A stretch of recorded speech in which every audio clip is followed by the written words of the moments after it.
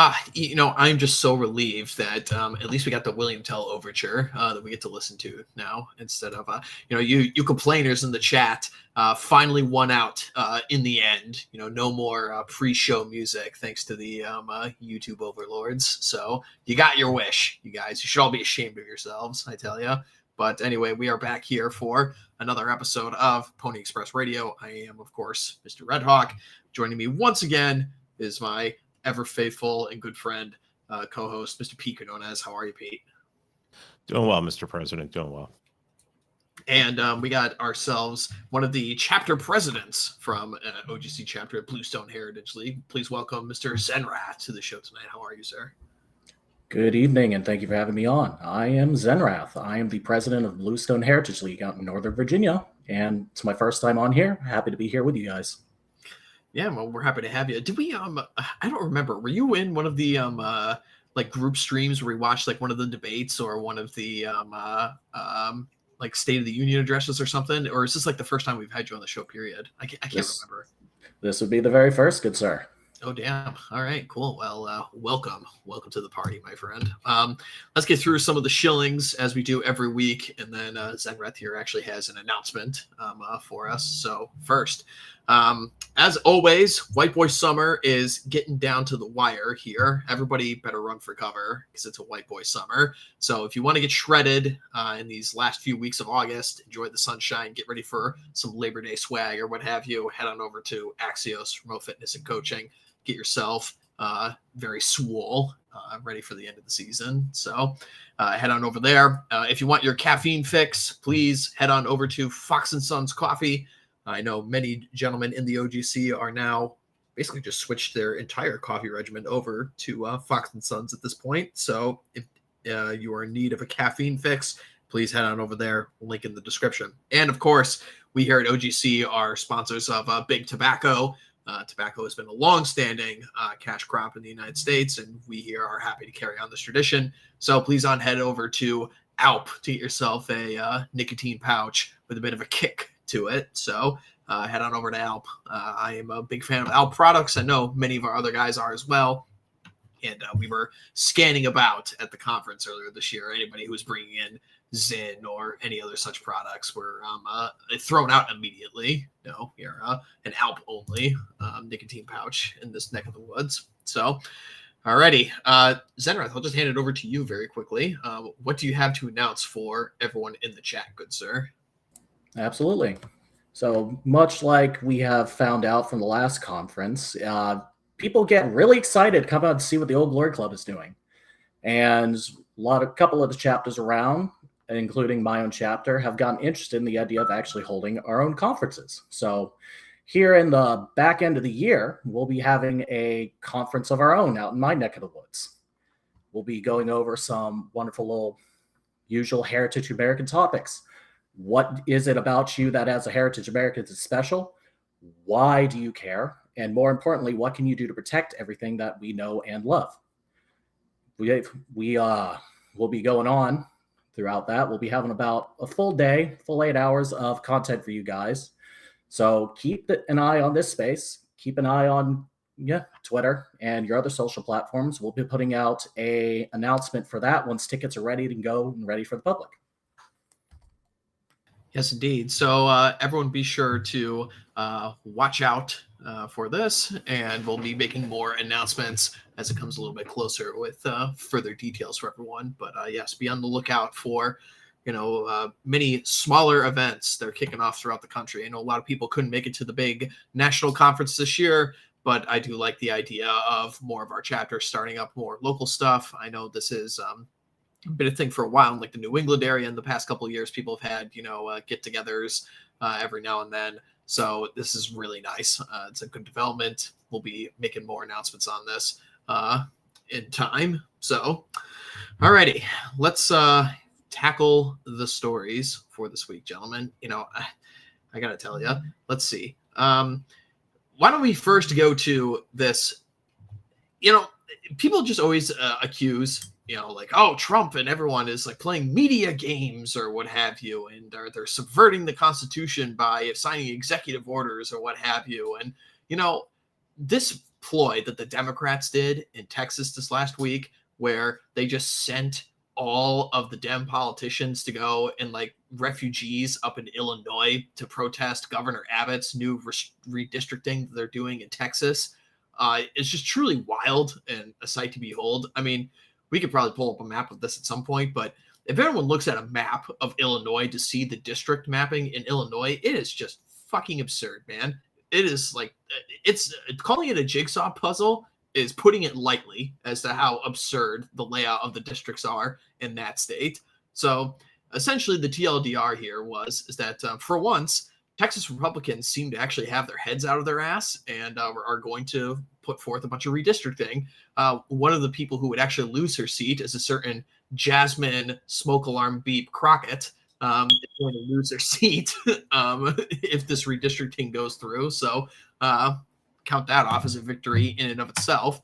So the Dems, in one of these political ploys of trying to avoid the vote, just decide to get on a bus, get on a plane, get on whatever, and go make this public, show of crying and whining and bitching about redistricting all the way in Illinois for some reason, which, again, as I said, was just a ridiculous map to begin with. We'll pull up a map of the new redistricting map in Texas in a moment here, but just like Republicans never do this shit ever. And to be honest, I kind of wish they would do literally anything as a result of this, but the Democrats will pull any dirty trick there is in the book. Oh, we're going to have a vote on this? Well, let's just not have our politicians there so we can force them to not have the vote, right? Let's just do that. We'll ship them all out of there. So, I don't know. Gentlemen, have any opening comments on this one? I mean, I'm just looking at the picture and I'm like, okay, so at least a couple there aren't posting on Twitter on Saturday, and then the rest of them wash their chicken. So, I mean, I guess this is America, huh? I gotta love this guy in the front left there with the Tiger Woods like golf polo up there. Yeah, unbelievable. Yeah, Timu Jordan Peele over here. Yeah, really. And of course they had to have a kid in there too, like on the right there. Just kids like, well, I don't want to be here. The whole redistricting thing is, basically every Republican state should just look and see what DeSantis did in Florida. Oh yeah, DeSantis is basically redistricted and gerrymandered it such so that I don't think it's even possible for like a Democrat to get elected governor unless they have to re-gerrymander it. So doing that, and also we've seen this before in other states where they will leave. It's like, oh, well, we're just going to leave. But the idea that you put forth which I don't know that they're going to, I don't trust Wheels at all, that they would just pass a law basically real quick to vacate their seats and then just have a really quick election, just fill it with your, give it sinecures to people who are loyal to you, is exactly how this should be done. I've said it over and over and over again, and I'm getting friggin' tired of saying it. When you have the House and you have the Senate, the only thing that the Republicans should be doing right now is writing laws to make it illegal to be leftists and passing it on to Donald Trump, and Donald Trump should be signing it. Every state should be doing that. But here we are. It's hilariously simple. I don't know why politicians would go up and sign up to be a Republican and then decide, okay, I joined a seat, I get to play this game. Okay, let's just not play the game anymore. No, if you have the ability to do something, change it for the good of what your goals are. If you can't do that, then get out of the seat. This topic, I remember this was a huge thing in like the 2012 campaign in 2008, where a bunch of the neocon old right Republicans were constantly on about, oh, well, we can't get involved with redistricting because that's what the Democrats do, and that's just not living up to our conservative values, blah, blah, blah, blah, blah, blah, blah, blah. Let's pull up this map of Illinois here really quick. Illinois has been like a Democrat-controlled state for literally for forever at this point, and look at this like just jigsaw puzzle map of districts and everything like that. I mean, look how many are shoved in there in the northeast corner in and around Chicago, and just how few of them there are in the South, to basically ensure that all the representation of the state is just going to be in Chicago literally for forever. And that's just who gets to rule this state.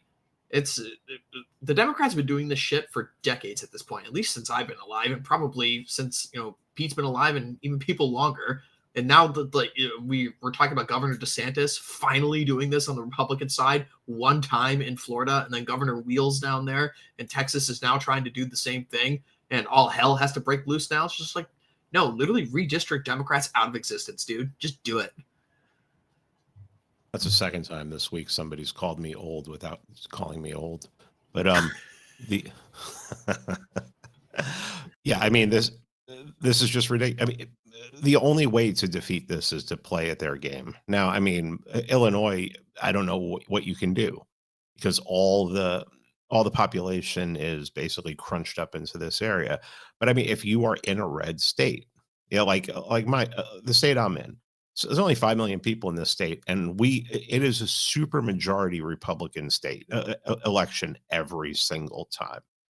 So you see Democrats every once in a while, oh, we got to gerrymander this over here. It's like, no, step back. No, we have a lot of trees around here. But they should be doing this in every Republican state. There is no reason they can't do this. And there's no reason why I mean, not only to redo it for yourself, but to tell the Democrats, no, you're not going to do it. And, one of the things that keeps states from doing that is they take so much federal funding. And what happens is the regime will tell them, well, if you don't allow this to happen, we're going to cut off federal funding. The goal of every state, and even start at the local county level, is to become independent of funds from anyone else except yourself. I mean, this is all tied into, this is just one gigantic frigging Leviathan. And until, or Hydra, until you start cutting off, friggin' heads, metaphorically, it's just going to persist.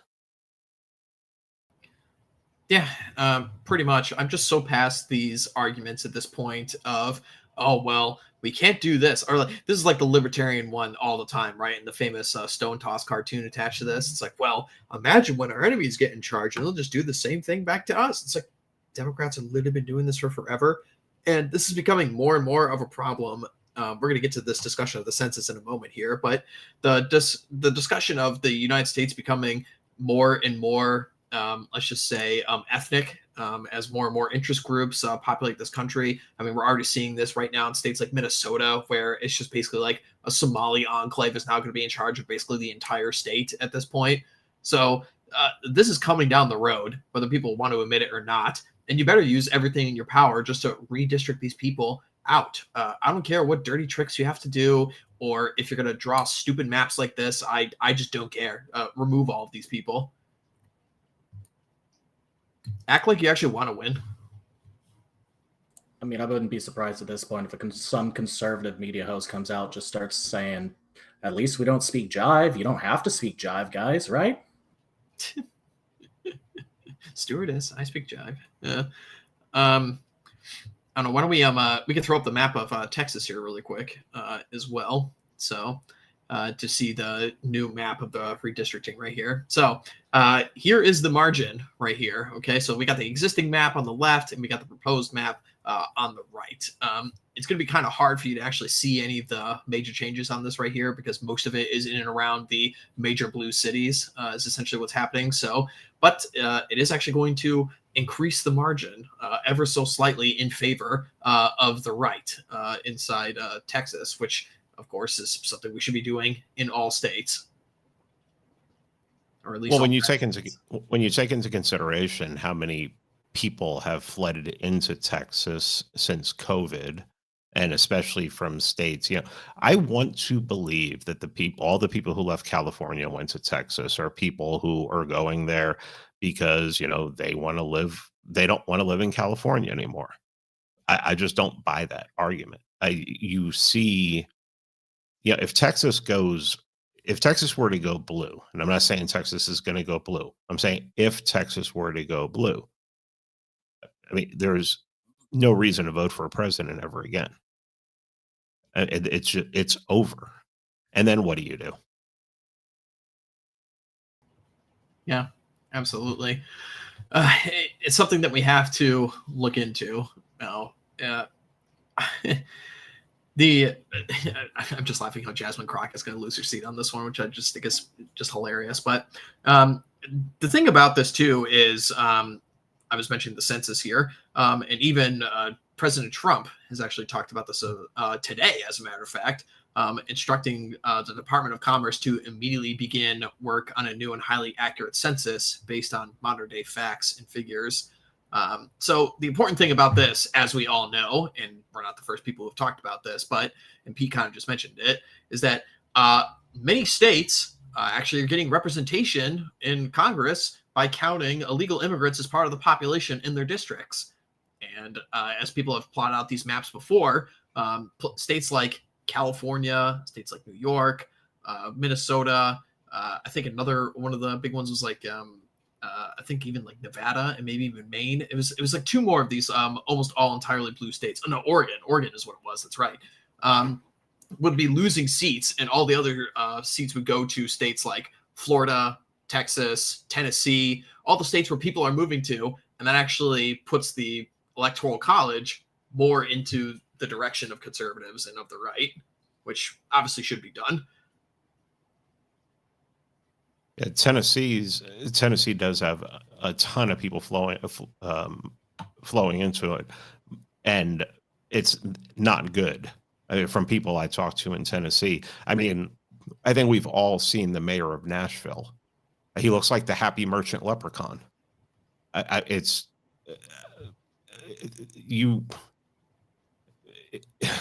only way it's like if Tennessee keeps going like this, the only way Tennessee is going to survive is if the eastern part of Tennessee breaks off and becomes its own state, because Nashville is just going to run everything, and it's a friggin' hellhole.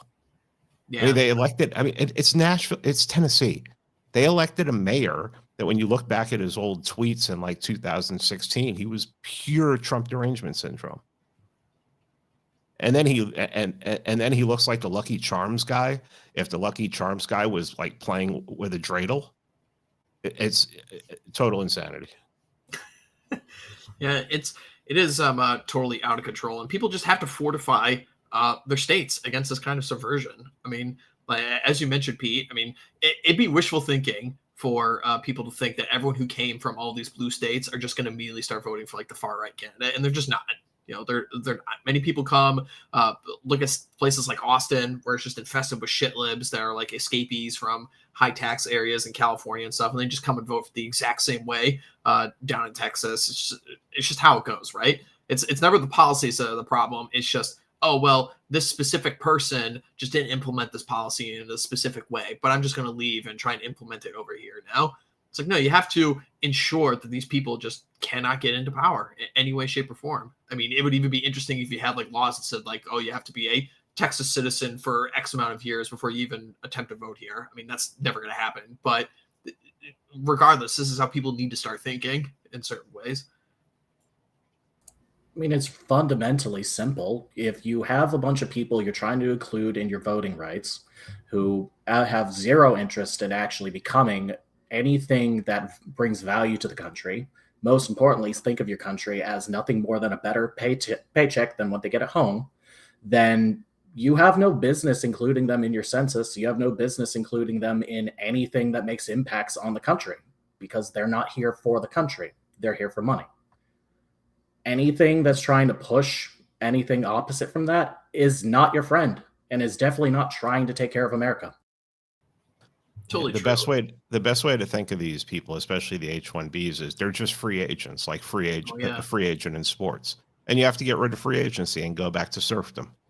I mean, literally, you just sorry, you can't come here, and you can't work here. It sounds so simple. We talk about how simple it is. It just takes someone with will, and will that person who has the will to do this live long enough to see it through? I mean, who the hell knows? But I mean, at this point, either that person dies trying, or it might fall to a lot of us. I think the other thing here too is it's important to remember the history of restricting the vote in America's past. People point to this all the time of the extreme restrictions at the very founding of the country of who actually was and wasn't allowed to vote. And this is something that we should be looking back towards. You know, this idea that, oh, we just need to expand the franchise to literally everyone is a completely stupid idea. It's not part of American history and our ancient heritage. All right. Yeah, you definitely shouldn't be voting. Certainly, if you're an illegal immigrant in this country, despite what the Democrats are trying to tell you. And this is what President Trump is alluding to right here, saying that people who are in the country illegally will not be counted in the census. I was mentioning before about how that decreases representation of certain blue states and sanctuary cities that intentionally funnel these people in so they get greater representation. It's just so obvious that these people should not be counted as Americans and should be counted on an American census. Now, the thing that would really make this amazing is when they go about and they take the census, they just send it over to ICE afterwards. It's like, oh, okay, well, this is the amount of actual people here.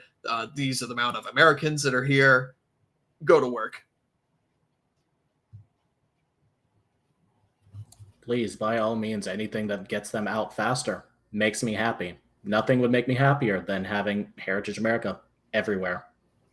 Yes, of course. Well, I guess the final thing we'll talk about on this story is that there were alleged threats made from Governor Wheels down there in Texas, and he was instructing the State Attorney General Ken Paxton to what was it, like file arrest warrants for these Democrats that tried to dodge this vote for their obvious political games. I highly doubt we're going to see anything out of that one, especially because Governor Wheels is kind of sucks. But you know, they did end up passing this redistricting stuff. It did go through the Texas House, so it seems like it's going to get signed into law. So that'll be great. But I highly doubt we're going to see any punishments for these Democrats, which just further incentivizes them to do this shit again. And you know, the other thing too is that Democrats in all parts of the country just always are pulling shit like this. They're either having protests in the middle of houses. When I remember there was one for I think it was either Oklahoma or Kansas when they had the 10 Commandments bill in schools. There were like Democrats that shuffled protesters into the hall to stop the vote. We had that case, I think it was last year or 2 years ago, that fucking guy Jamal Bowman pulled the fire alarm in the middle of a vote on Capitol Hill. You know, there's always pulling shit like this, man. I mean, it's like I don't even politics know what for to say 8th anymore. graders. Yeah, it's so obvious that they're not in charge at this point, that they're just taking orders from somewhere else. And really what we should try to be concentrating on is finding out where that comes from. I think we know a lot of it, but I think we don't know the half of it. So, I mean, it's just, it's impossible to have a country, a polity, unless you can hold the people, you know, that you elected accountable.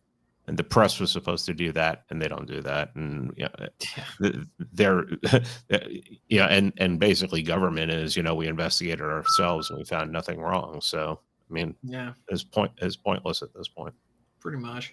I think one of the major points that you brought up, Pete, at the start of this topic was talking about the risk of being so reliant on the federal government, and you need to be attached to this federal funding. And this is how they enforce a lot of regime doctrine onto a lot of these red states. We actually have a story about this, about certain states receiving FEMA funding for a number of reasons. And this one was particularly bad. I mean, we've all been big fans of the Homeland Security account for a while. It's obviously run by like one of our guys. I mean, it's kind of crazy how it's happened at least 3 times now that I'm aware of, that they've literally just tweeted out memes directly made by our guys. Most famously was the CJ Engel one about Uncle Sam nailing a sign about reporting people to ICE. But this one was particularly bad in this response to it. So the original story was Axios was reporting, and they weren't the only ones, many other people were talking about this, is that states that boycott Israel companies will lose disaster relief funds, DHS says. And here is the response that the Department or Homeland Security responded with, trying to defend this policy, say this isn't exactly true, but this is particularly bad. There is no FEMA requirement tied to Israel in any current NOFO. No states have lost funding, and no new conditions have been imposed. FEMA grants remain governed by existing law and policy and not political litmus tests. DHS will enforce all anti-discrimination laws and policies, including as it relates to the BDS movement, which is expressly grounded in anti-Semitism. Those who engage in racial discrimination shall not receive a single dollar of federal funding. So in their attempt to say that, oh, no, actually, no state is being denied FEMA funding for statements made about a foreign country, they actually just literally just admit right then and there that, oh, well, actually it is this. So yes, there are literally FEMA restrictions right now for if your town gets flooded or if you get hit by a hurricane, your district, your town, your state might not be subject to FEMA funds because a local ordinance says they don't like this democracy in the Middle East. It's fucking clown fine. world, man. We need this. We need them to do this. We need them to do this, and we need to step in, and we need to be the people who help these people. And we need to tell when we go there to tell the to help these people. We need to tell them why. No, we need this. I'm sorry. I'm like full on accelerationist on. I want anti-Semitism laws. I want like everything. I'm. It's the only. It'll be one of the quickest ways to get through this. My friend Tommy Salmons always says, they're going to be the last boss. As we're cleaning stuff up, I'm like, no, is that we don't even have to wait that long. Just make all these laws. Don't do anything to help people who have suffered suffered in a tragedy. Just go ahead. Show that you're no different than Biden, that you hate you hate the population of a certain area, which is probably mostly going to be white, mostly going to be Scots Irish, mostly going to be, heritage American, and you just hate them for a different reason. Please do this. I fucking want them to. I dare them to. Please do it. It's probably a good point for radicalizing people who are in this position, aren't really aware of how much influence Israel has, not just in the foreign policy of this country, but literally this is just domestic spending for disaster relief stuff, which, mind you, I brought up this point many times before, but of all the billions of dollars that we give Israel every single year via defense, via weapons, and via direct cash and other subsidies, did they send a single shekel to North Carolina, to Florida, to Georgia, to Tennessee, to South Carolina last year during any of the hurricanes? I think we all know the answer to that. And of course, it was literally nothing. I'm just so tired of this tiny ass fucking country that we get nothing from, just dictating policy all over this country. I saw Josh Hawley in Missouri just yesterday tweeting about how he's going to champion an anti-Semitism bill in Missouri. It's like, dude, who the fuck cares, man? I'm sure that's really what the Missourians are really focused about right now. As the inaugural president of OGC, Radlib, talked about on my show this week, we do get a lot from them. We companies here and the government buys software from them that they put tracking in, and then they spy on us. And they do that all over they do that all over Europe. They do that all over the United States. They do it all over the world. We get a lot from them. We got, didn't most of a lot of the jabs came from there, right? Yeah. We get a lot. Let's see. I asked Grok the other day, using a number, how many combat troops have supported the United States in wars since 1948? And Grok said 0. We get a lot. Oh, we get intelligence. No, actually, they're stealing intelligence from us. And then when we give them stuff, like missile technology, they turn around and sell it to China, or they sell it to our enemies. Yeah, I mean, it's a wonderful, and then they have a cancerous diaspora. I mean, the most cancerous diaspora. Indians are going to be coming pretty close soon. But you're talking about a cancerous diaspora. I mean, a place where you have a country that is supposed to be the only democracy in the area, a bunch of quote unquote high IQ people, and they're so successful that we're supposed to be jealous of them. Yet none of these motherfuckers want to go live there. I'm just because they can't, because they wouldn't be able to be here and leech everything off of us. Why would they leave their host? I mean, it's not like we can expect much different at this point. This is par for the course for the Heritage American. There's always going to be a self-interest, but, you know, the ones at the top, the tribe has a wonderful title to keep for certain. They like staying on the top of that list, making sure that they have their priorities. Yeah, until something changes, I don't have a lot of faith in many different things. Ain't that true? I mean, it's just out of control at this point, and it really is. Allegedly, Donald Trump was said to last week have said that the base is getting divided over the Israel issue, and number one, that's obviously true, and number two, are we going to see changes on that front and the rhetoric coming from Trump? I don't know. I would love to say I'd be really optimistic on that one, but I highly doubt it. It's just the only thing that really gives me a white pill on this topic is just as soon as the day of the pillow comes, this country is just fucked. Like, nobody supports them at all under the age of like 45. Just nobody cares about this place. We're just so done with it. We're going to get to where another example of just how much sway that this country has over us in a second here. But just any final conclusions on the domestic stuff before we actually go to the foreign stuff, because Congress is in recess at the moment, and guess where a bunch of our politicians are right now? No, keep going. Nothing for me.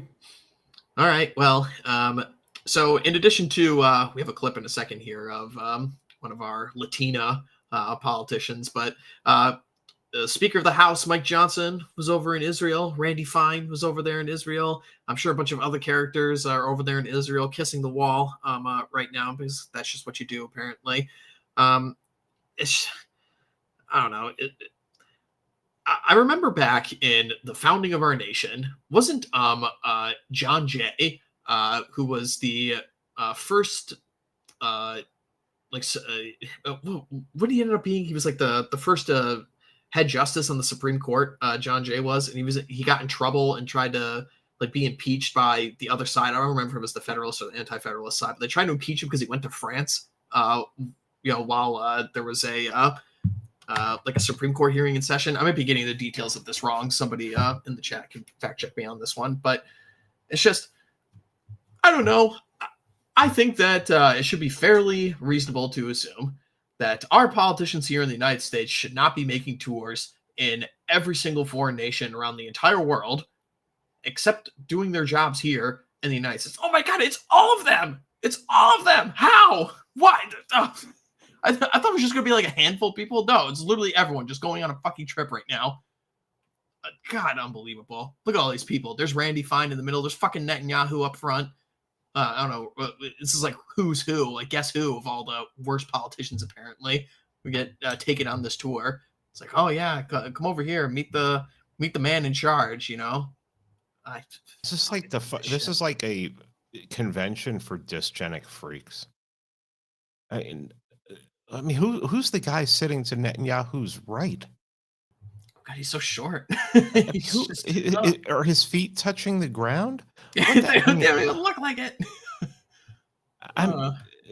Look, this is probably, I mean, what this is it's supposed to be a humiliation ritual, just like when Diddy gets some friggin' black athlete or actor over there to take their manhood and everything. But I think at this point they like it. They get money, they get treated special, they get to watch people die, they get to sign bombs that blow up kids. I mean, they're just a special group, just the kind of group that that the founding fathers, this is exactly what they wanted for the country. This is exactly, I mean, this is, and God, this is what, Christ came so that we could support Netanyahu right now, because if we don't support Netanyahu, he won't come back. That dispensationalism just makes no sense to me at all. I mean, I grew up in a Catholic household, and this, I can't even believe this shit. I was like, people think this? I was like, just how? It just doesn't compute with me literally at all. I don't even know where you Like what kind of logical leaps you have to make to get to this point. I just don't get it at all. Crazy. It seems simple to me. The only thing they're interested in is self-gain. They get benefits, they get power, they get long-term positions from this kind of stuff. To them, who have no honor or no reason to care about their own country, this is apparently the best deal they have. This is why, the mid-century Germans have to be demonized the way they are. Because this is what Weimar was. It was a room full of quote unquote Germans that looked like that. And it's like, wait a minute, what the hell happened here? Where we went off to war and fought and got PTSD and got gassed, and half of us didn't come back. And now we're run by dysgenic freaks and people who look like, if in a few years, if I draw them, I'm going to get, hung at Nuremberg. I mean, this is why they have to be so demonized, because this is our future. It's just, this isn't, people say, oh, we're not like, no, we're worse than Weimar, because at least Weimar there was a coherent culture in there that could be spoken to, that could actually do something, that could actually rise up. The government was basically, you were allowed, you could organize to take back cities. You can't even do that anymore. And so are we better than? The government we live under has lasted way longer than the Weimar was too. It's been entrenched for far longer. Yeah. Fucked. Pretty much, but just fucked. There's like 50, 60, maybe even 70 people in this photo, and you're thinking to yourself, you know what? We've reached the August recess, which is already kind of a joke to begin with, but we'll just cut that aside. Maybe Congress just looked over at Europe and just saw how everyone basically takes 1 month off of work every year and thought to themselves, man, I'd really like that too. So these people from their very, very busy schedules take the entire month of August off, right? And what did they do instead of going to hang out with their families, hang out in their district, maybe, chill with their kids or grandkids before they start up with school again? But like, nah, man, I know what I'm going to do. I'm going to go over to Israel, man. There's an active war going on right next door, man. But damn it, it is really important to people in my district that I go over to this country the size of New Jersey that we get fuck all from, but we send everything in our grandmother over to. Man, oh man, is that really important? Maybe some of our guys out there could go and just keep a track of how many seats are going to be empty by this time next year. How many of those are just going to be gone from their positions because of this picture? One can hope maybe you guys will see us in a year and we'll have a much better answer than I think would happen anyways. Yeah, one of my mutuals, longtime mutual, Generalissimo Snake, tweeted out earlier today. Give a Catholic Palestinian control of a country the size of New Jersey, and it's crime-free in 4 years. Talking about El Salvador. Give Jews control of a country the size of New Jersey, unending violence for decades to the point where no one wants to live there who's not a psychopath or a flaming homosexual sodomite because they have a city they can go there, or people who are escaping because they molested kids and raped people in other countries. That's it. Yeah, that's what you get. Oh, well, we talked enough about this topic. So yes, all of our politicians over there, including the Speaker of the House, one of the guys who is next in line for the presidency, pretty much as close to power as you could possibly get. If the president and the vice president, like Air Force One, suddenly goes down, Speaker of the House becomes president of the United States. So that guy, third in command, is over in Israel right now on his break, kissing the wall. So wonderful. Thanks, Mike Johnson. You're doing a great job as a speaker. Really doing a good job defending conservative, right-wing heritage America, which is what you were elected to do. Thank you very much, sir. I know I feel safer by everybody there in that room right now in Israel. Thank you very much, ladies and gentlemen. You're really doing your country proud. Everyone press S to spit in the chat, by the way. But the fun doesn't stop there, folks. So while a bunch of the Republicans and some Democrats over in Israel this week, we actually have our eyes glued further south now, because this one, we talked about this a bunch about we just need to denaturalize and deport so many of these people. And there's politicians like this that are becoming more and more frequent right now, even some of them who are just blatantly announcing. I remember there was one like chick in Illinois and then another chick in Minnesota who just openly decreed, yeah, I'm illegal and I'm proud and I'm running for local office. And my first thinking is call fucking ICE and deport these fucking people. No, but here we go. We have a clip of, God, I forget this bitch's name. Hold on. I'm sure it'll pop up in a second here, but yeah, here we go. Here we go. Here we go. Representative of Estados Unidos America. Yeah, there we go. Wonderful. Delia Cantelina Ramirez. Very American name right there. Let's listen to what she has to say in her speech in Guatemala. Decir unas palabras en español porque yo soy guatemalteca con mucho orgullo, primero que soy americana. She says right there that I see myself as a Guatemalan instead of as an American. It's like, oh, great. Shut up, silly woman. Yes. So literally just saying the quiet part out loud right there. It's like, I am here to represent the interests of Guatemalans as opposed to Americans. It's like, again, just denaturalize, deport, denaturalize and deport, denaturalize and deport. There's no reason this woman should be in our country, let alone in a position of power. It's just ridiculous.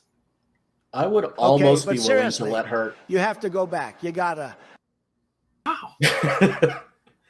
I would almost be willing to let her win the election just for the clip of having ICE roll up, grab her right off the podium, and send her off.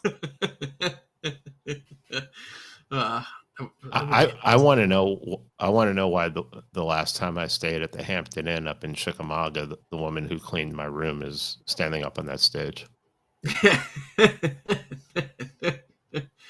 How the hell did you get in here? And damn it, that friggin' hotel was run by Jeets too. Son of a bitch. Yep.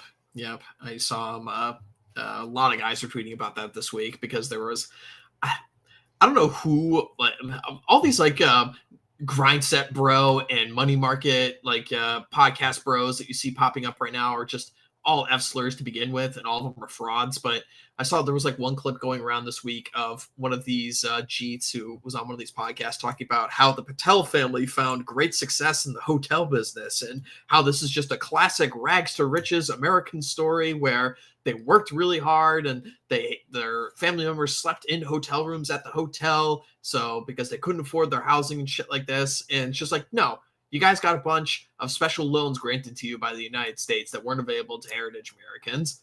That's how you got your wealth. Again, stolen, scams, go to Costco, buy a bunch of products, upsell, upmark the price in your 7-Elevens. We know what you guys do.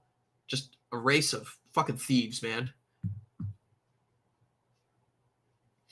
That's just what it is now. All of our politicians across all parties, basically, you know, if the Republicans aren't going over there and selling our country out to the thieves in Israel, we got Democrats who are, if they're not selling it to Israel, they're going to sell it to Somalia, to Mexico, to Guatemala, to Canada, to India, to wherever the fuck. It's certainly not going anywhere to actually help heritage Americans who should be in charge of this country. In fact, we built the damn thing. It's for us. It's not for anyone else. I mean, And we're not building. Oh, good. I'm sorry. Thank you. But I mean, if for those that don't even understand exactly what's going on, maybe you're not been living under a rock or something. I genuinely hope not. But just for example, from my hometown, way out in the deep South, here 15 years ago, you could say every single person's name that owned a hotel, owned a gas station. I went back there to visit a couple years ago, and I can't tell who owns what anymore. It's very clear they're all from one family, but they certainly haven't been here for the last 2 or 3 generations. I can tell you that much. If you if you think that this is not going on everywhere, that's just a singular case, then you will be very surprised. I actively challenge anyone. Go to a hotel in your local town, see who owns it.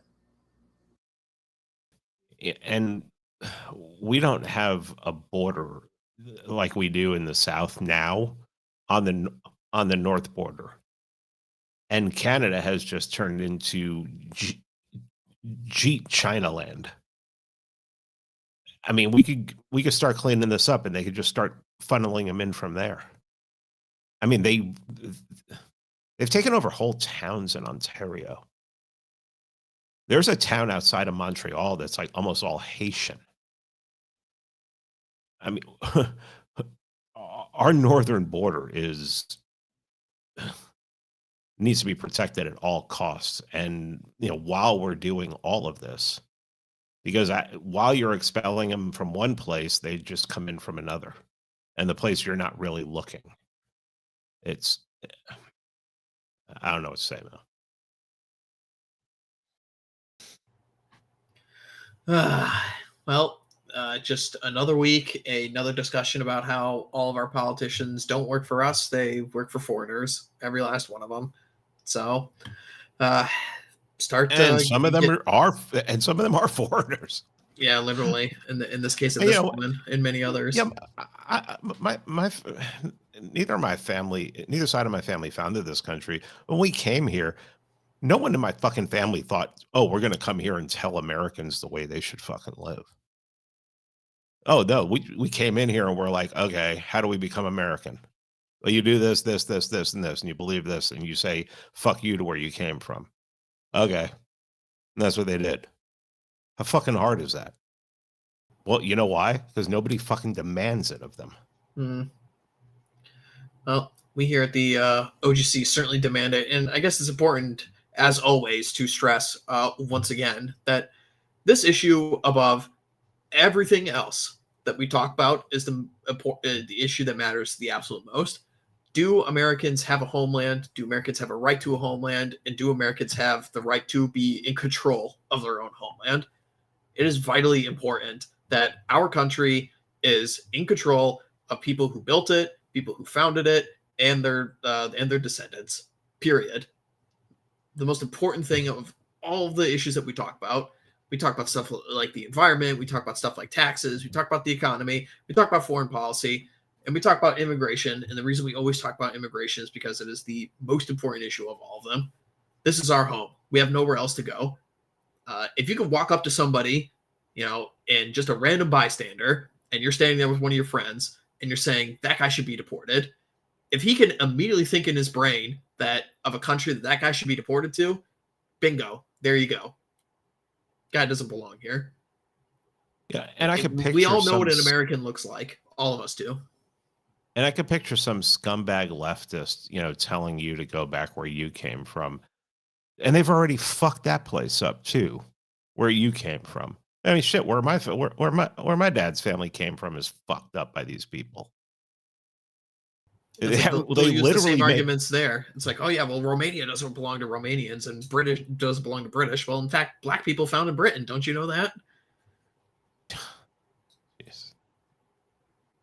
Just like, no, Americans, and once again, I will show this again because it's an excellent show and everyone should be listening to it. And if you're not listening to it, you're making a huge mistake.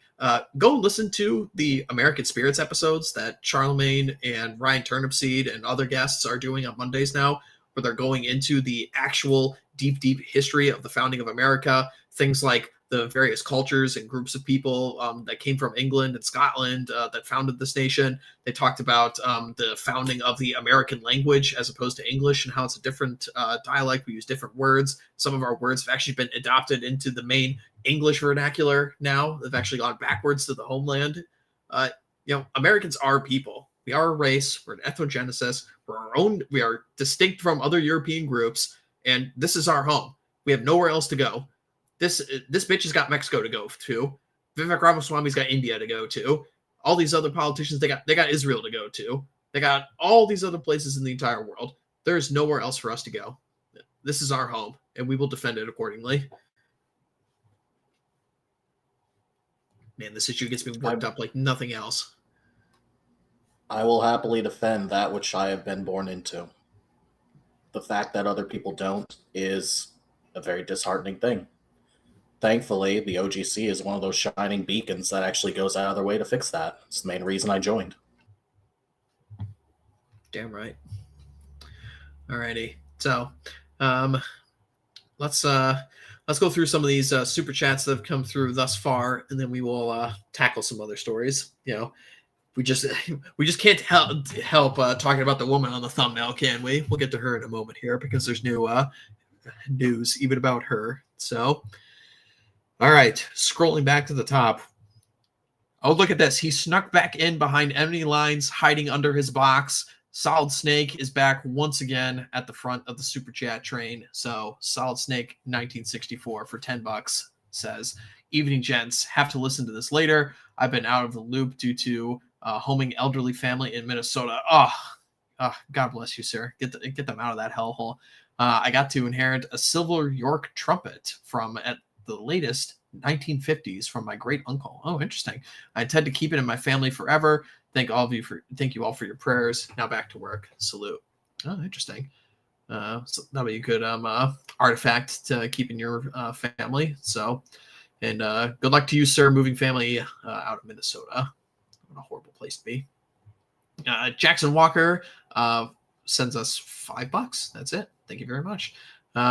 X-Comer for $10. Finally caught a live one. My fellow Iowans join the OGC. Iowans is in Iowa. Yes, please join the OGC, everyone.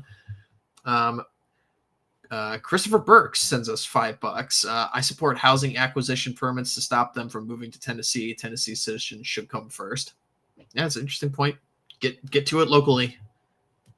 Best chance that you have at this point.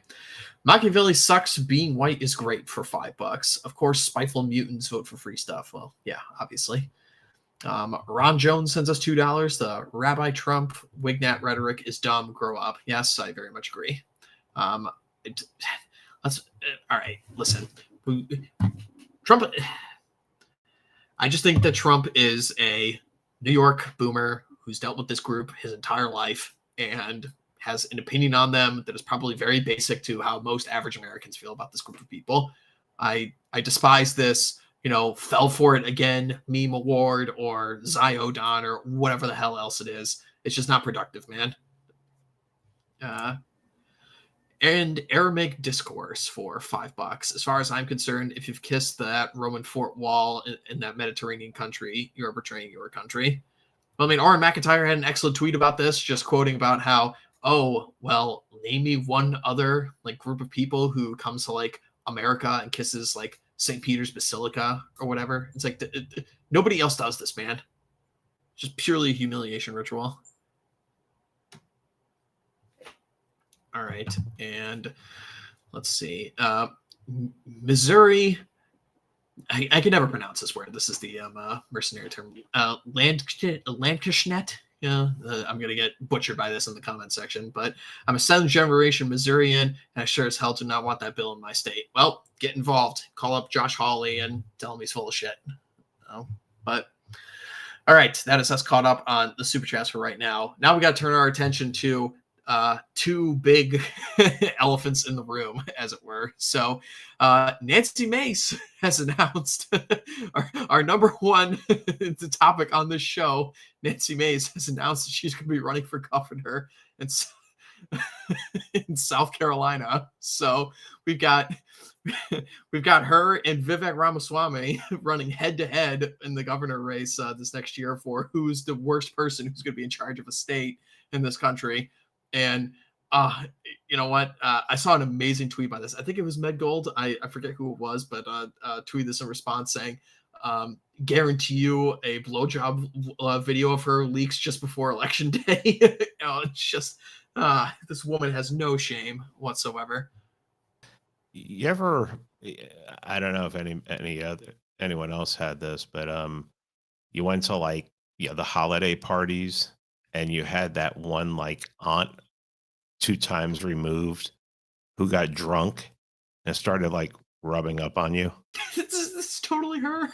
That's Nancy Mace. It's totally. Or you just got a boob job and it's you want to tell me how these look right here? Totally Nancy Mace.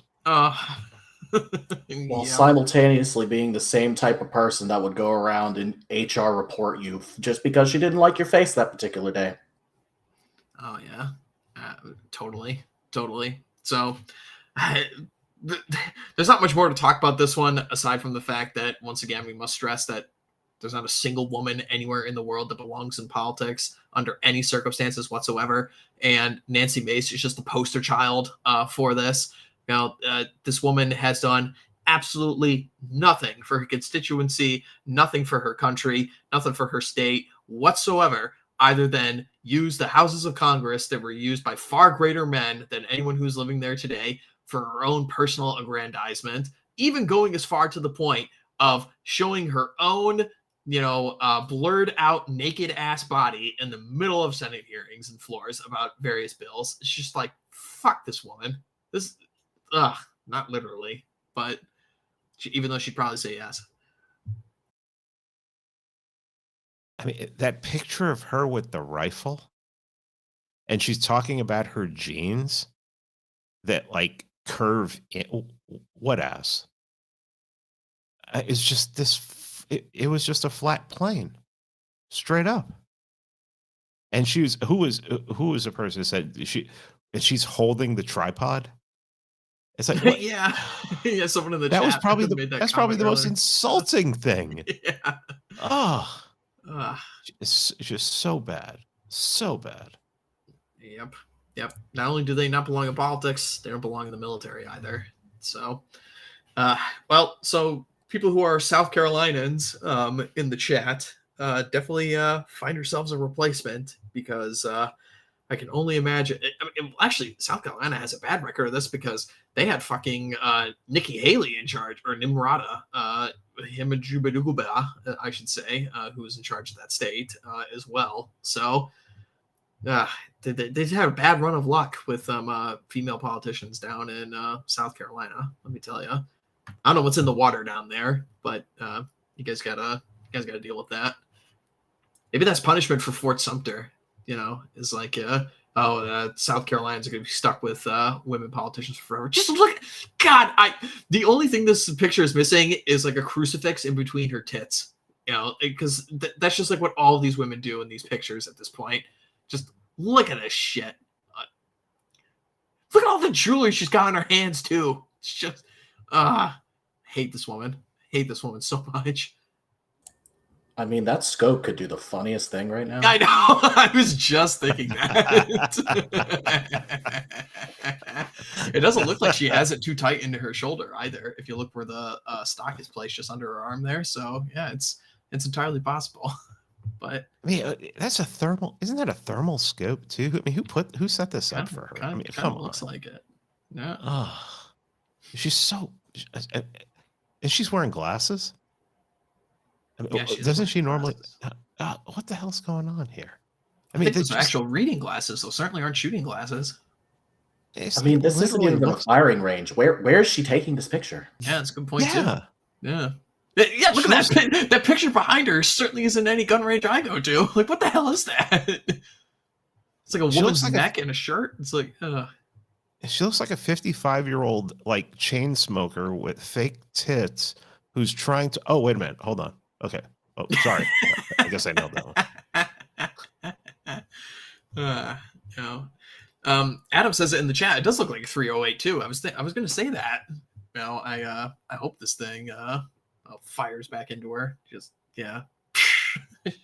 Well, I did go to the range once with a guy who was firing a Remington 700 and got snake bit by the scope and had a nice ring right around his eye. This is like one of those guys who was like, oh yeah, I've shot before, and I was foolish enough to not be paying attention to him, and just got back and had to get stitches all over his eye and everything. It was not a pleasant sight, but anyway. So yeah, Nancy Mace running for governor, the likely sex tape that will get released as a result of it to finally push her over the edge, because that's just the way the things are going these days. So I don't know. Enough about this. We talked about her enough. We had next we got to make sure that there's no woman in the thumbnail. I'm just this is just ridiculous. The mods aren't doing a good job. They're letting girls in here. This is absurd. So all right. Speaking of women, but this one actually didn't deserve to get beaten at all. We're going to turn our attention back to Cincinnati here. Now, the important reason why we're talking about this subject 2 weeks in a row here is not just to do one of these doomer posting things about how, oh, look, a white person gets beaten up by inner city youths once again, for time to black pill once again. It's like no, it's not why we're talking about this. Why we're going to talk about this one again is, well, actually, let's listen to the press conference first, then we can discuss more about this later. Let's listen in. First and foremost, I just want to say that I don't want to relive what happened to me, 8 or 9 days ago. I'm here to talk about the future and how we can change it, how we can prevent this from happening to anybody else. These heinous crimes have to stop. I never want this to happen to anyone else, especially a mother, a daughter, somebody who is loved. So I just know what it's done to my family, not just to me. And I think that moving forward, we do need more accountability. And I definitely think that, we need more police officers, but like he said, the judges who are just letting people out with a slap. The man who attacked me and might have permanently damaged me forever should never have been on the streets, ever. And the fact that he had just gotten out of jail previously for something he should have been in there for years, it's really sad to me because I can't even fathom how many other people who have been attacked by the same type of man over and over and over. In Toledo, in Columbus, Cincinnati, Dayton, our streets are being taken over and nobody is doing anything. I am so sad, and I need to be the voice to help all of the victims that never got their justice. So I just want to say that. Thank you. Thank you. Appreciate it. All right, so one of the things to really stress on this one right here, and this is why this is so interesting and why we're talking about it 2 weeks in a row, is that this stuff like this, a press conference talking about the open anti-white crimes committed against heritage Americans throughout major cities in the entire country, a press conference like this just would not occur even 1 year ago today. This is very, very interesting. We've talked about in great detail the last couple of months about the CRS and the prospective defunding of this organization. And there's mixed reviews as to how much money has been withheld from this organization and how much their prevalence has waned quite a bit. But I pose to everyone in the audience here that something like this normally has the CRS all over it. And it normally is something like the Austin Metcalf story where, the family's going to come out here and pray for forgiveness and, hope it change and all this bullshit and let's all get along and everything. Just the fact that, this is now making local news, national news for several weeks in a row now at this point, and implicating not just only the system and police as a whole, but actually judges and throughout an entire state.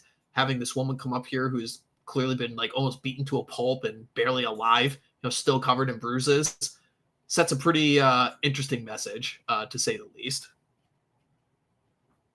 You still had people saying, oh, well, someone screamed the N-word. There's coming a time when you're not going to hear the N-word. As a matter of fact, you're not going to hear anything coming. I mean, it Keep it up. I mean, it tends to surprise me these days that people don't really understand, especially among the old stock conservatives, why this is becoming such a prevalent thing. Well, let's explain it very simply. Let's even put the non-discourse aside. You have Party A and Party B. Party B is told when they break the law, they get a slap on the wrist. Party A does even the slightest infraction of the law, severest punishment possible.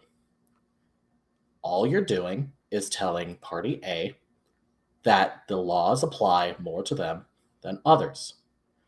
So why in the world would they keep playing the game you want to keep playing with them? Even when you incentivize them to keep quiet, and say, let's all kumbaya and be friends. We know why this happens. What I don't understand is why those above us, our local politicians, our local governors, have the idea that this game was just going to continue ad infinitum as long as they wanted. Change is going to happen, and I genuinely hope it is in the most peaceable way possible, because, well, that's a Christian way to look at it. At least from my perspective.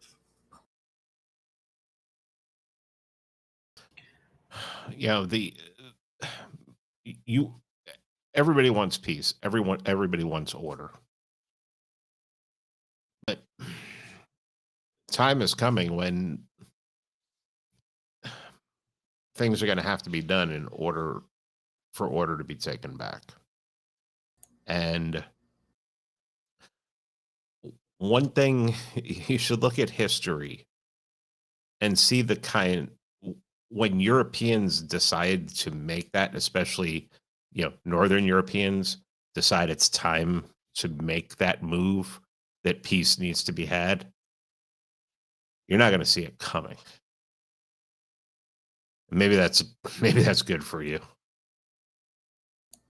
Yeah, I completely agree. At the end of the day, there will be choices that have to be made, and we have to be strong enough to make them. Not everyone gets to be happy. If you seek happiness for everyone, you get happiness for no one. So make your decisions. It's just, again, just the old adage once again, the only way a forest is equal is with an axe. It's just, listen, the crime has just gotten out of control in this country over the last 10 years, especially since 2014 is when this stuff really started to pop off. Our inner cities are just complete war zones. We're going to get to Washington, D.C. in a second here, and President Trump's response to the uptick in crime there as well. But we all know what has to happen. Everyone has seen the statistics. Everyone knows the numbers. And it's just such an easy problem to solve. I remember the stats going around in New York that it was something, wasn't it an absurd number? Like 85% of all the violent crimes were committed by less than 1,500 people, but they were just repeat offenders over and over and over and over again, just nonstop. They were just allowed to be on the street. It's like, how the hell could somebody have a rap sheet of like 50 offenses long and just be like, oh, well, we're just going to let you right back out on the street. That's it's perfectly fine and natural, just so you can beat another white woman as she's walking out of a jazz club. Oh, yeah. What a great idea. Fantastic. All the whites have been pushed out of the cities that they helped build. It's just white flight creeps ever further out into the suburbs, making your quality of life terrible because you have to drive 2 hours in a commute every day back and forth to your job. It's like everyone knows the solutions to these problems. And if the gloves are actually allowed to be taken off, we can actually have some semblance of nice inner cities again. Look, I agree with Thomas. You look at our country now, and it still seems like there's breathing room, but we shouldn't be acting that way. You look at Europe, you look at England, you look at Germany, you look at France, you look at like southern Sweden, like Malmo. There is going to be incredible violence in their future if they want to survive. I mean, violence on levels that the continent hasn't seen in 100 years. We don't want it to get that way here. Very true. 100%. So, well, as it relates to the ongoing discussion of the CRS, whether they've been fully defunded or not, at the very least, they're on everybody's radar, and this organization should absolutely be destroyed. But I think it's a nice development that at least a press conference like this, and even seeing some of the things that this woman is saying, I know there are like some other clips going around of her saying like, oh, we need to not see color or whatever. It's like, yeah, I get that. But even just going this far, even talking about local judges and listing many, many cities, and the fact that the story is just not going away, despite how much like the local Democrats are trying to throw it under the bus, including that Jeet mayor that they got there in Cincinnati. This is nice to see at the very least.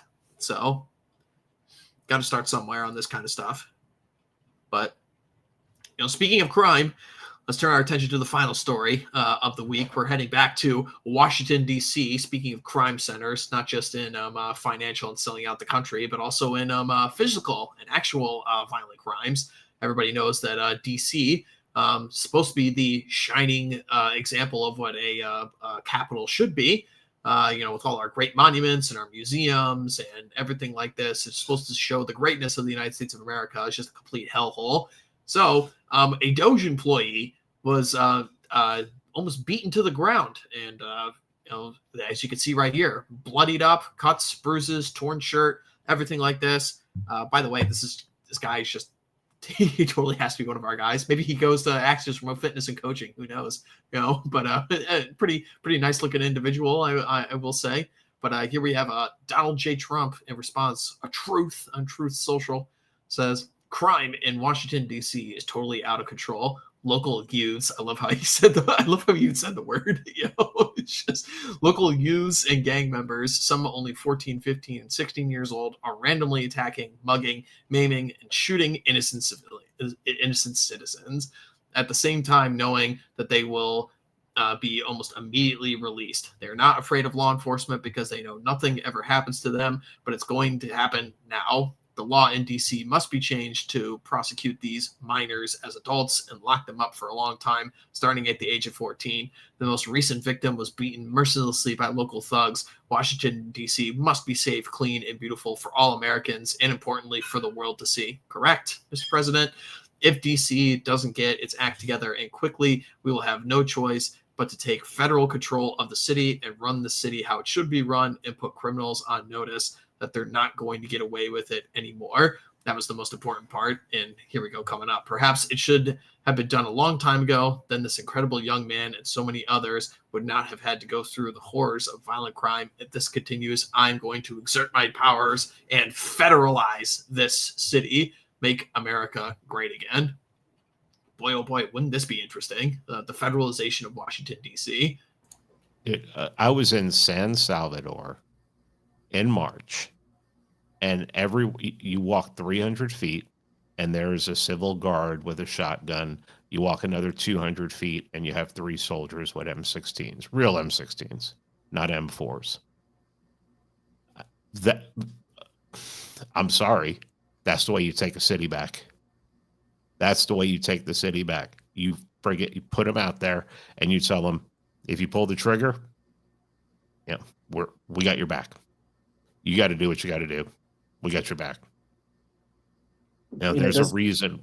There's a reason why Washington, D.C. always votes for the Democrat and voted overwhelming for Obama. And Kamala. I mean, at this point, I can't do anything but support this decision to try and federalize D.C. As far as I'm concerned, and even from some of my own members that have talked about trying to go out to D.C. with their families, this absolutely has to be done. Like, some of my members have talked about trying to bring their families out.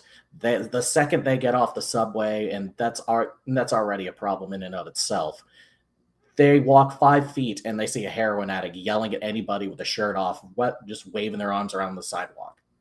How in the world are we supposed to pass along the heritage of this country in one of the most geostrategically important places in the world when you can't even bring your kids there without fear of having to defend them?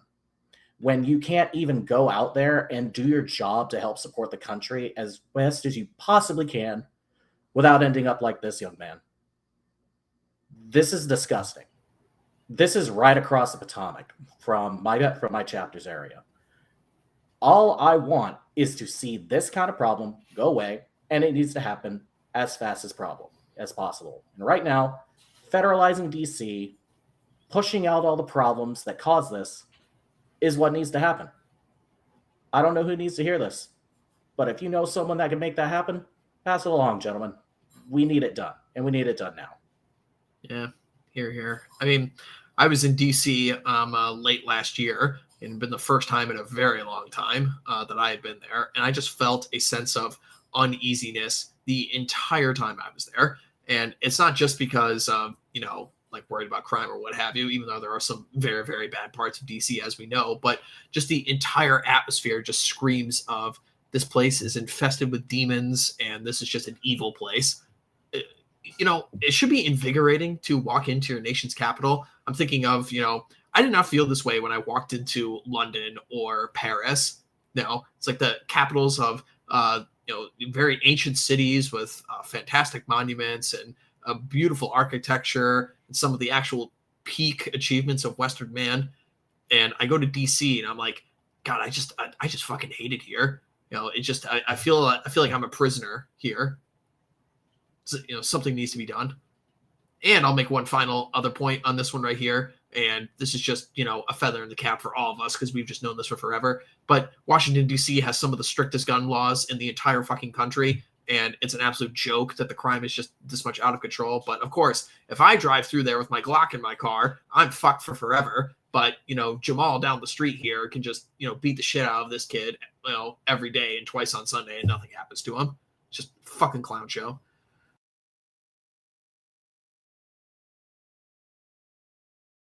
Yeah. All right. So hopefully Big Balls recovers from his beating here. And hopefully President Trump is firm on his word. I will say this. I do believe whether President Trump actually follows through on this one and actually does what needs to be done to solve the violent crime problem. I do believe that Trump is a tough on crime president. It just seems like his demeanor as a, just as a man, like he doesn't stand for this shit. I mean, I can imagine. I mean, he was good friends with Rudy Giuliani for all those years, and we all know the amazing things that Giuliani did to cut down on New York crime. Well, this actually does seem like an issue that Trump actually really does care about. What actually he can do to fix it remains to be seen. So, all right, fellas, that is it for the stories of this evening. Let's go through the last bit of the super chats, and we can get out of here tonight. So, scrolling back up, God, I'm seeing in these super chats now these new like grinding for XP that people do now. They got like the little stars and crowns next to their name or something. I don't know what the hell this is. So, I don't know. I guess people are our most prolific super chatters now. Apparently, you guys get a ranked system or what have you. All right, so Romega for $20 says should do a deep dive on the Jewish mafia in New York City. They were known as the combination Detroit, the Purple Old Gang. I don't know. Somebody take a look into that one. I don't know too much about the history of organized crime. Just tag me next time. All right. Memphissippi, who is a hilarious guy on Twitter, I must say. See him in the comment section quite a bit. He's a pretty funny guy.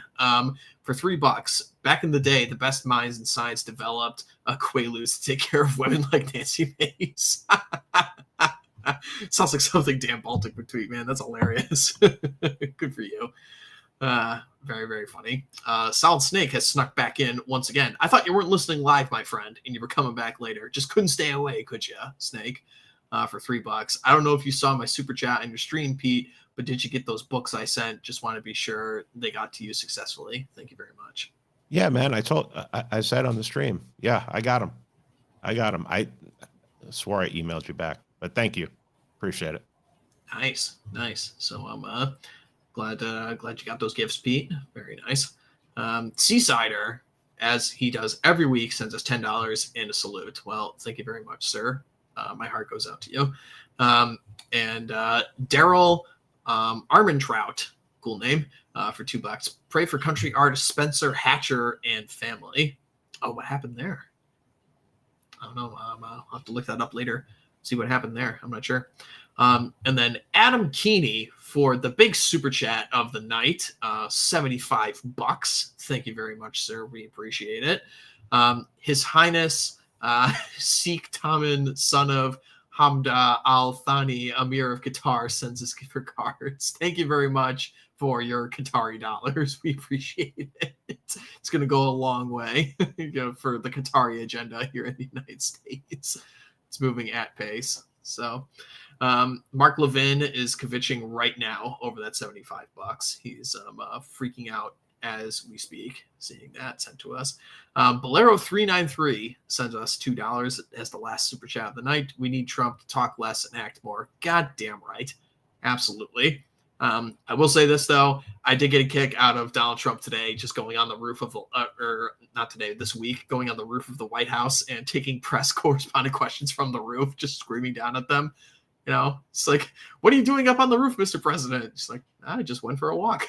You know, I mean, listen, to be honest, we were actually talking about this on Dee's Twitter space last night. It's like, you actually can't see the roof of the White House anymore, because in the early days of Google Earth, they actually, posted it, and you can actually take a look at it. But, Department of Homeland Security quickly got a hold of that. It's like, no. You need to have this entire area blotted out. You can't constantly be showing what's actually going on in the White House grounds. So, I mean, if I was president, I'd want to go up there, inspect the machine gun turret nests and the SAM sites and whatever the hell else they got on top of the White House. I don't know. I'd check it out if I was there. I mean, I think of it this way: when's the last time you saw a picture of a president on the roof? Yeah. I mean, I'd have to laugh. I mean, I threw my own hat in the ring for a couple funny memes attached to that. People could check out my Twitter for that one. But I just immediately got like Monty Python, the Holy Grail vibes. It's like, your mother was a hamster. Just yelling at the people down below. So I thought it was funny. At the very least, the meme economy is at an all-time high, with Trump in office, and always will be. So at least we got that going for us. Some humor is needed these days. So, all right, gentlemen, that's us all caught up on the super chats. Once again, I will point everyone in the direction of our sponsors. Go check those out. And the OGC is now live on all of your favorite podcast platforms. So if you don't like listening to us on YouTube, you can listen on Spotify, you can listen on Apple, you can listen to all the places where people listen to their podcasts. So check us out over there if you don't like YouTube. We greatly appreciate it. Also, we will be making more announcements later in this year for the East Coast event. Keep your eyes on and ears open for that one. It's going to be a good time. I know some of the speaker list already. There's some sharp guys who are going to speak there for sure. So we'll be making more announcements about that in the coming months here. And I actually know quite a few events that are occurring throughout the East Coast later this year. So watch this space. All right, Pete, you've always got stuff going on. What do you have to promote, my friend?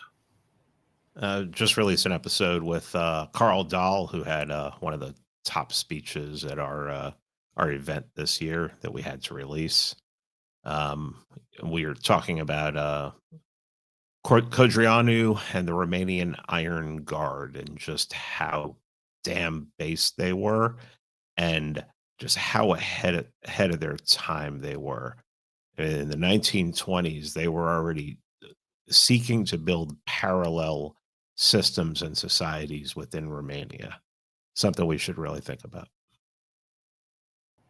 All right, very, very good. Yes, Carl Dahl, a good friend of the show, a much respected guy in this space, and definitely had the award for funniest joke at the conference this year for sure. So he did a good job with that. And then Zenrath, anything to promote, my friend? Well, we've already done the event promotion today, so I don't have to worry about that too much. We've already got that covered. I typically don't really do anything much online. I find myself too busy most days, but if anybody wanted to take a look at anything interesting, I'd say keep an eye on the Bluestone Heritage League's X account. We put out important information there for stuff that might be going on, things that are important to the local area, and most importantly, the history and the heritage that you know and love as our native area. So please give us a follow. All right, yes, definitely check out all of the wonderful work that the various OGC chapters are doing. And if you would like to join a local chapter, please reach out to us and send us an email over at the Glory Club, gmail.com. We'll get you in contact with local guys there. For myself, I don't really have much to promote this weekend. I might make an appearance on Rule Zero or Post Zero. I'll see what the topics are, and maybe I'll join. Hopefully, I think I might force everyone on Sunday to talk about the WNBA stuff that's been going on, because I just can't get enough of that. I think it's like an S tier troll right now, so I might force the guys to talk about that on Sunday and just have some fun with it, because I can't get over how hilarious that is. And Pete, it's like the new throwing the octopus on the ring at a Red Wings game.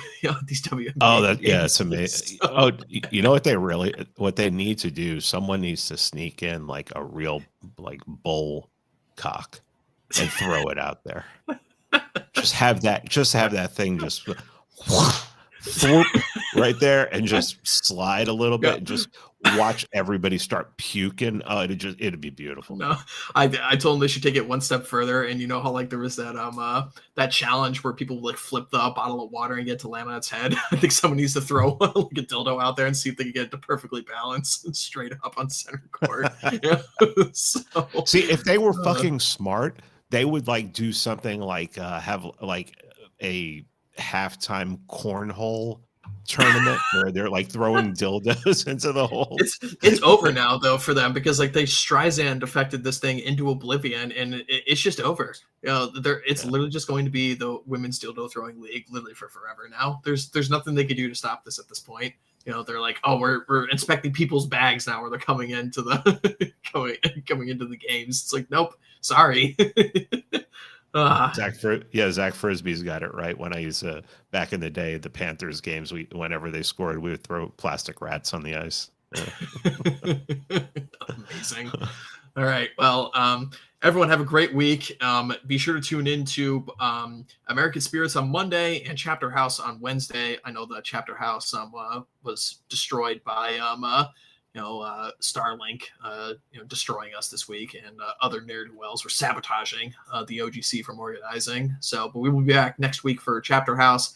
And everyone, please make sure you go and listen to the American Spirit stream on Monday. There's some really amazing work being done on there, and I would highly recommend, especially the American language episode. I thought that one was just easily one of the best streams that's ever come out of this entire scene of ours. That one was extremely important, so everyone should be watching that.